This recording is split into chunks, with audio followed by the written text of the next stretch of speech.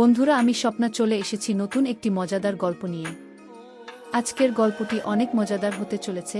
আজকের গল্পটি শুনলে তোমাদের পাইপ দিয়ে ঝরনার মতো স্রোত বয়ে যাবে, তাই গল্পটি শোনার আগে অবশ্য হেডফোন ব্যবহার করো। বন্ধুরা, তোমরা যারা আমার ইমো নাম্বার চাও তারা সবাই গল্পটি পুরো শুনবে, কেননা আজকের গল্পের মাঝে আমি আমার ইমো নাম্বারটি দিব। আর হ্যাঁ, শুধুমাত্র যারা চ্যানেলটি সাবস্ক্রাইব করবে তাদেরকে আমার ইমো নাম্বার দেয়া হবে। তাহলে চলো আজকের গল্পটি শুরু করি। আমার বয়স মাত্র 16 বছর। বয়স কম হলে কি হবে, আমি দেখতে অনেক সুন্দরী ছিলাম। পাড়ার ছেলেরা আমায় দেখে বাজে কথা বলতো। একদিন আমার মা নানা অসুস্থ হওয়াতে নানার বাড়ি চলে গেল। বাড়িতে শুধু আমি আর আমার আব্বু। আব্বু বলল, আজ রাতে তোর রুমে একা ঘুমাতে হবে না, তুই আমার রুমে ঘুমাবি। আমি বললাম, ঠিক আছে বাবা। তারপর রাতে খিচুড়ির সাথে ওষুধ মিশিয়ে আমায় খাওয়ালো। তারপর আমার সাথে বাবা সারা রাত ধরে। আমি ভাবতেই পারছি না নিজের বাবা আমার সাথে। বাকি ঘটনাটি গল্পতেই বলছি।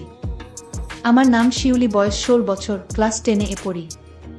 আমি আমার আব্বু আম্মুর বড় মেয়ে। আমার একটা ছোট ভাইও আছে, ওর বয়স 4 বছর। আমার আম্মু আমার আব্বুর 3 নম্বর স্ত্রী। আমার আব্বুর আগের 2 স্ত্রী তাদের বাচ্চা কাচ্চা নিয়ে আলাদা আলাদা থাকে। আব্বুর প্রথম স্ত্রীর 4টা ছেলে আর দ্বিতীয় স্ত্রীর 2টি। সকলেই আমার থেকে বয়সে বড়। আব্বু প্রতি সপ্তাহে 2 দিন করে আমাদের বাড়িতে থাকেন। সপ্তাহের বাকি দিনগুলো ওনাকে ওনার অন্যদের বাড়িতে থাকতে হয়। ওনার খুব বড় কাপড়ের বিজনেস আছে। আমার বয়স 16 বছর হলেও এই বয়সেই আমার দেখতে অনেক লম্বা। গায়ের রংটাও ফর্সা। যখন আয়নায় নিজেকে দেখি তখন আমি নিজেই অবাক হয়ে ভাবি আমি এত সুন্দর। একদিন আমার আম্মুর আব্বু হঠাৎ করে অসুস্থ হয়ে পড়লেন। ওর বাড়ি থেকে সকালে ফোন করে জানানো হলো। খবর শুনেই আম্মু আমার ছোট ভাইকে নিয়ে তড়িঘড়ি করে তাকে দেখতে নার্সিংহোম বেরিয়ে গেলেন। আমি বাড়িতে একলা রইলাম। আম্মু দুপুরের দিকে আমাকে ফোন করে বললেন যে ওর আব্বুর অবস্থা খুব খারাপ, তাই আম্মু আগামী 2-3 দিন হয়তো বাড়িতে ফিরতে পারবেন না। ওকে ওর আব্বুর বাড়িতে থাকতে হবে, আর প্রতিদিন নার্সিংহোম ঘর করতে হবে। আম্মু আমাকে আরও বললেন যে একটু আগেই তোর আব্বুর সাথে ফোনে কথা হয়েছে। তোর আব্বু কথা দিয়েছে যে আগামী 2-3 দিন ও রাতে বাড়ি ফিরে আসবে। তোর কোনো চিন্তা নেই, তোকে রাতে একা থাকতে হবে না। তবে রান্না বান্নার ব্যবস্থা তোকেই করতে হবে। সকালে তোর আব্বুর জন্য খাবার আর দুপুরের টিফিনটাও তোকে বানিয়ে দিতে হবে। যদি বাজার দোকানের দরকার হয় তাহলে তোর আব্বুকে বলবি, তোর আব্বু ব্যবসায় যাবার আগে তোকে দরকার মতো বাজার দোকান করে দেবে।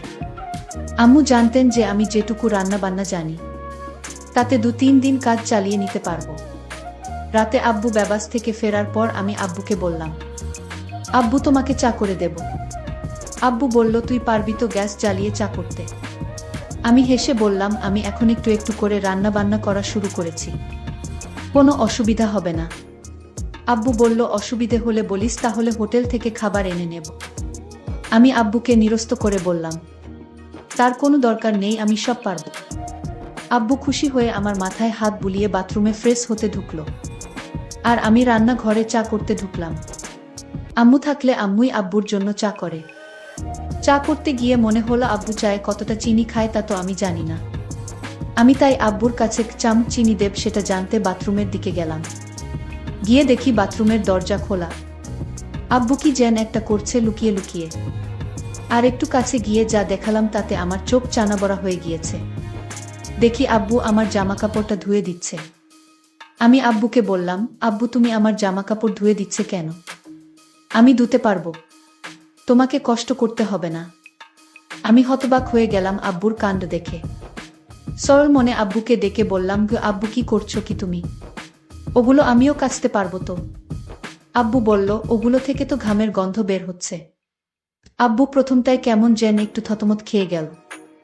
আমি যে হঠাৎ এখানে চলে আসতে পারি তা হয়তো ভাবেনি। কিন্তু আব্বু কয়েক সেকেন্ডের মধ্যেই নিজেকে একটু সামলে নিল। আমি তো আব্বুকে কোনোদিন দেখিনি আমার কাপড় ধুয়ে দিতে। আজ কেন আব্বু কাপড় ধুয়ে দিচ্ছে? আমি ভাবলাম আম্মু হয়তো বাড়িতে নেই তাই। আমার হাতের চা খেয়ে আব্বু খুব খুশি হলো। আমরা একসাথে টিভি দেখতে বসলাম। টিভিতে একটা সিনেমা চলছিল।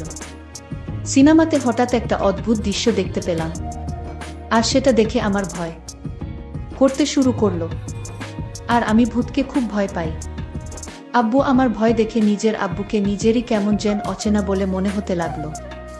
যে আব্বু আমাকে কষ্ট করে বড় করেছে, যে আব্বুর কাছে এটা ওটা বায়না করেছি, দুষ্টুমি করলে বা পড়াশোনায় ফাঁকি দিলে, যে আব্বুর ধমক খেয়ে অভিমানে কান্নাকাটি করেছি, শরীর খারাপ হলে যে আব্বু আমার পাশে সারারাত ঘুমিয়ে থেকেছি, সেই আব্বুকে আজ হঠাৎ কেমন যেন অচেনা একটা বাইরের লোক বলে মনে হচ্ছিল। আব্বুকে আজ আমি অন্যরকম দেখতে পেলাম। ঝট করে উঠে পড়ে রান্নাঘরের দিকে হাঁটা দিলাম। আব্বুকে বললাম, আব্বু আমি একটু রান্নাঘরে যাচ্ছি, আমাকে রাতের খাবার গরম করতে হবে। আমি আব্বুকে দেখলাম আমার পিছু পিছু রান্নাঘরে চলে আসছে। আব্বুকে বললাম, তোমার আসার তো দরকার ছিল না। তারপর রাতে আমি আর আব্বু একসাথে খাবার টেবিলে খেতে বসলাম। দেখি আব্বু খেতে বসেও এক অন্যরকম দৃষ্টিতে আমার দিকে বারবার তাকাচ্ছে। জীবনে কোনোদিন আব্বুকে আমার দিকে এরকমভাবে তাকাতে দেখিনি আমি। আব্বু হঠাৎ আমাকে জিজ্ঞেস করল, তোর আম্মু কি পরশু ফিরবে? আমি বললাম, জানি না, তবে আম্মু আজ ফিরতে পারবে না সেটা বলেই গেছে। শিউলি, আজ রাতে তুমি আমার রুমে ঘুমাবে। আমি বললাম, কেন? আমি তো আমার ঘরে সব বলে বিছানা করে রেখেছি। আব্বু বলল, আজকে তো তোমার আম্মু নেই, আলাদা আলাদা শুয়ে কি হবে? আর তাছাড়া আমি তোমাকে একা একা রুমে ঘুমাতে দিতে পারি না। আমি বিশেষ না ভেবে মাথা নেড়ে সম্মতি দিলাম। রাতে আমি আম্মুর শোবার ঘরে গিয়ে খাটে মশারি টাঙিয়ে শুয়ে পড়লাম। আব্বু তখন বাথরুমে। আব্বু বাথরুম থেকে ফিরে ঘরে ঢুকে দরজা বন্ধ করে দিল। আব্বু লাইট নিভিয়ে দিল। আমি বললাম, আব্বু নাইট বাল্বটা জ্বালাও না। আব্বু বলল, না থাক, আজ অন্ধকারই ভাল লাগছে। লাইট পুরোপুরি নিভে যেতে ঘরে অন্ধকার ছেয়ে এল আর আমি ঘুমিয়ে পড়লাম। আধ ঘন্টা পর হঠাৎ আমার ঘুম ভেঙে গেল। আমার কোনোভাবেই ঘুম আসছিল না। আমি লক্ষ্য করলাম আব্বু ঘুমায়নি। আব্বু এখনো জেগে আছে। আমি আব্বুকে বললাম, আব্বু তুমি এখনো ঘুমাওনি কেন? আব্বু তখন বলল, আমার ঘুম আসছে না মা। আব্বু বলল, তোর মায়ের কথা খুব মনে পড়ছে। আমি আব্বুকে বললাম, আব্বু একদিন হলো না আম্মু বাড়িতে নেই, আর তাতেই তুমি এত চিন্তিত হয়ে গেছো। আব্বুল বলল, মা আমি তোর মাকে অনেক ভালোবাসি। আমি আব্বুকে বললাম, শুধু আম্মুকে ভালোবাসো? আব্বু বলল, এই পরিবারের সবাইকেই ভালোবাসি, তবে তোকে একটু বেশি স্নেহ করি। জানো আব্বু, পাড়ার বদমাশ ছেলেগুলো মাঝে মাঝে আমার দিকে কেমন দৃষ্টিতে তাকিয়ে থাকে। এ কথা বলতেই আব্বু এরকম অদ্ভুত আচরণ করছিল, ঠিক বুঝতে পারছিলাম না। তাছাড়া আব্বু আমাকে এখন তুই তুই করে না বলে মাঝে মাঝেই তুমি তুমি করে কথা বলছিল। আব্বু আমাকে তুমি এরকম করো না, তুমি আমার বাবা। আর তুমি আমাকে তুই তুই করে না বলে তুমি তুমি করেই বা কথা বলছো কেন? তোমাকে খাইয়ে পড়িয়ে অনেক স্নেহ ভালোবাসা দিয়ে বড় করেছি, অনেক টাকাও খরচ করেছি আমি তোমার পেছনে। আমি আজ তোমার কাছে এমন একটা জিনিস চাইবো, তুমি আমাকে দিবে মা? আমি আব্বুকে বললাম, আব্বু তুমি এভাবে বলছো কেন? আমি তোমার মেয়ে, আমি তোমার সব ইচ্ছা পূরণ করতে পারি। আব্বু তখন খুশি হয়ে বলল, মা সত্যি আমার একটা ইচ্ছা ছিল, সেটা তুমি পূরণ করবে। বাবা তুমি কেন ভয় করছো? আর আমি তোমার মেয়ে, আমার কাছে কোনো কিছু লজ্জা পেলে চলবে? তুমি বলো আমার কাছে কি চাও? বাবা তখন বলল, আচ্ছা মা, আমি তোমার আম্মুর সাথে যা করি আমি তোমার সাথে তা করতে চাই, তুমি কি তাতে রাজি? আব্বু তুমি এসব কি বলছো? আমি তোমার মেয়ে, আমি কি বড় হয়ে গেছি যে আমি তোমার সকল কথা রাখতে পারবো? আমি তো এখনো অনেক কিছু বুঝি না। আমি আব্বুকে বললাম, আব্বু আমি তোমার মেয়ে, আর তুমি কি বলছো এসব? আমি এই কথা কিছুতেই রাখতে পারবো না। আব্বু তখন কেঁদে বলল, তুমি যখন ছোট ছিলে তখন তোমার শরীর খারাপ হলে কত রাত আমি না ঘুমিয়ে জেগে থেকেছি জান। তুমি কত বায়না করেছো আমার কাছে। তোমার সব ইচ্ছা, বিভিন্ন গিফট সহ আমি কষ্ট করে তোমার আবদার পূরণ করেছি। আজ তোমার কাছে আমি একটা সামান্য জিনিস চাইছি, তা তুমি দিতে পারবা না মা। আমি বাবাকে বললাম, বাবা এটা সামান্য না, এটা কেউ দিতে পারবে না। আমি আমার মেয়েকে বললাম, তাহলে তুমি আমাকে এত বড় কষ্ট দিলে, মুখে মুখে না করে দিলে তুমি? আমি জানতাম না আমার মেয়ে এতটা পাষাণ হতে পারে। আমি আমার বাবাকে বললাম, বাবা এটা কি করে সম্ভব, তুমিই বলো। আর তোমার মতো বাবা আমি খুব কম দেখেছি। যেটা পারবো না সেই জিনিসের কথা কেন বললে বাবা? আমি বাবাকে তখন কান্না করতে দেখলাম, বাবা কাঁদছে। আমি বাবাকে বললাম, তুমি কেন কাঁদছো এইভাবে? ঠিক আছে, তুমি যদি কান্না না থামাও তাহলে আমি কিন্তু তুমি আমায় যা বলছো সবকিছু আমি আম্মুর কাছে বলে দিব। আমি তখন বললাম, না মা, এসব কি কাউকে বলা যায়? তুমি তোমার আম্মুকে কিছু বলো না। যদি তোমার আম্মুর কাছে আমার কথা বলো তাহলে তোমার আম্মু এ বাড়িতে আমায় জায়গা দিবে না। তাই তোমার আম্মুকে এসব বলতে যেও না। তুমি কি চাও এ বাড়ি থেকে আমি দূরে কোথাও চলে যাই? আমার মেয়ে শিউলি তখন বলল, তাহলে আব্বু তুমি আর কোনোদিন এসব কথা বলবে না। আমি বললাম, ঠিক আছে মা, বলবো না। তবে আমার একটা অন্য কথা আছে, সেটা রাখবে না মা? আমি আব্বুকে বললাম, আব্বু তোমার এইসব কথা ছাড়া আমি সব কথা তোমার রাখবো। আমি বললাম, লক্ষ্মী মেয়ে আমার, তাহলে তোমার আম্মু কাল আসবে না? তুমি আর আমি বাড়িতে কাল আমরা দুজন থাকবো। তাহলে আমি তোমাকে কাল হোটেল থেকে খাবার নিয়ে আসবো তোমার জন্য। আমি বললাম, বাবা আমি তো রান্না করতে পারি, তাহলে হোটেল থেকে খাবার আনবে কেন? আমি বললাম, আম্মু তোমাকে আমি কষ্ট করতে দিব না তাই। আর তাছাড়া হোটেল থেকে খিচুড়ি খাই না অনেক দিন ধরে। তোমার তো খিচুড়ি অনেক প্রিয় তাই না মা? আমি বললাম, আব্বু, হোটেলের খিচুড়ি আমার অনেক প্রিয় খাবার। তাহলে কাল আর রান্না করার দরকার নেই। আমি দুজনের জন্য হোটেল থেকে খিচুড়ি নিয়ে আসব। আমি বললাম, ঠিক আছে বাবা, তুমি কাল আমার জন্য হোটেল থেকে খিচুড়ি নিয়ে আসবে। পরের দিন আমি সারাদিন ঘরে বসে টিভি দেখছিলাম। আর বাবা বাজারে চলে গেল। রাত 10টা হয়ে গেছে, বাবা এখনো বাজার থেকে ফিরছে না। আমি বাবাকে ফোন দিলাম, ফোনটাও রিসিভ হচ্ছে না। আমি চিন্তায় পড়ে গেলাম। আমি চিন্তা করতে করতে হঠাৎ দরজায় নক করলো। আমি দরজায় নক শুনে দরজাটা খুলে দিলাম। দেখলাম বাবা আমার জন্য খিচুড়ি নিয়ে হাজির। বাবা বলল, এই খিচুড়ি অনেক স্বাদের মা। আমি বাজারে গেলে মাঝে মাঝে খাই। আজ তোমার জন্য স্পেশাল খিচুড়ি নিয়ে আসলাম। আমি আব্বুকে বললাম, আব্বু তুমি হাত মুখ ধুয়ে এসো, আমরা একসাথে খাবো। আমি বললাম, ঠিক আছে মা, আমি হাত মুখ ধুয়ে আসছি। তুমি খিচুড়ি টেবিলে রেডি করো। বাবা টেবিলে বসলো, 2টা বাটি করে খিচুড়ি নিয়ে আসো। বাবা বলল, হঠাৎ বল মা, আমার শরীরটা খারাপ লাগছে, আমি এখন কিছু খেতে পারবো না, তুমি খেয়ে নাও। আমি বললাম, না বাবা, তোমার খেতে হবে, নইলে আমি খাবো না। বাবা বলল, মা আমি অনেক খুশি হলাম, কিন্তু আমার খেতে ইচ্ছা করছে না হঠাৎ, কেন জানি। আমি খেতে পারবো না মা, তুমি সবটুকু খিচুড়ি খেয়ে নাও। মা যদি পারো তাহলে আমাকে 1 গ্লাস ঠান্ডা পানি দাও। বাবার এই মক্কল আমি বুঝতে পারিনি। আসলে বন্ধুরা, বাবা কেন খিচুড়ি খেতে চাইলো না তা যদি তোমরা জানো তাহলে তোমাদের হুঁশ উড়ে যাবে। এই খিচুড়ি আমি খাবার পরে আমার কি হয়েছিল এবং বাবা আমার সাথে কি করছিল তা জানতে ভিডিওটি শেষ পর্যন্ত দেখতে থাকুন। আর ভিডিওর মধ্যেখানে একটা কথা বলতে চাই, আমি সবসময় তোমাদের জন্য খুব কষ্ট করে ভিডিও তৈরি করি।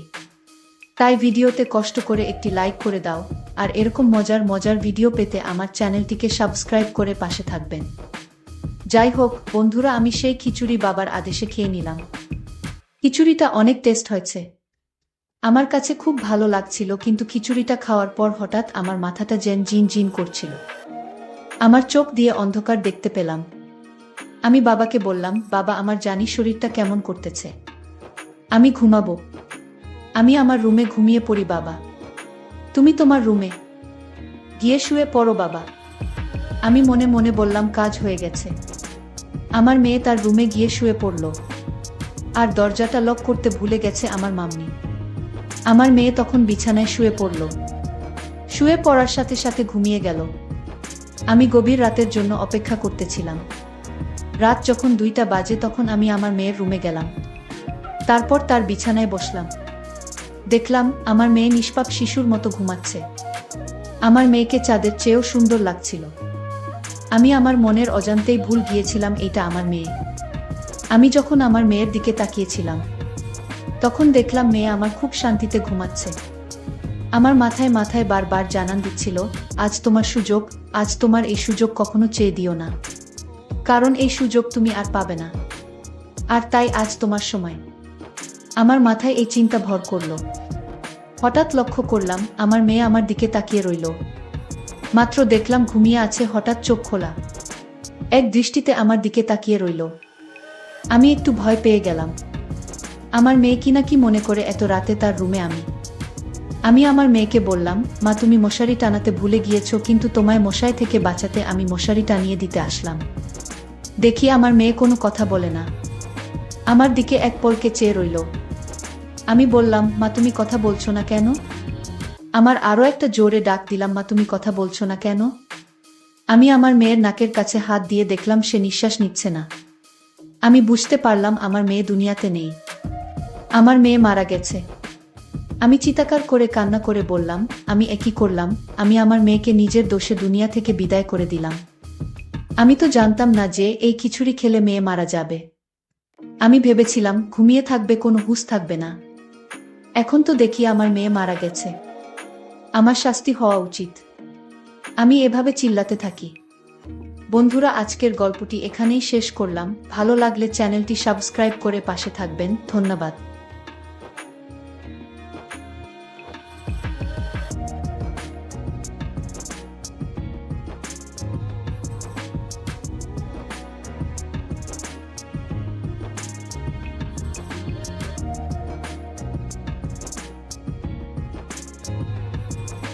বন্ধুরা, আমি স্বপ্না কষ্ট করে তোমাদের জন্য ভিডিও বানাই, তাই তোমরা পুরো গল্পটি প্রথম থেকে শেষ অবধি দেখবে।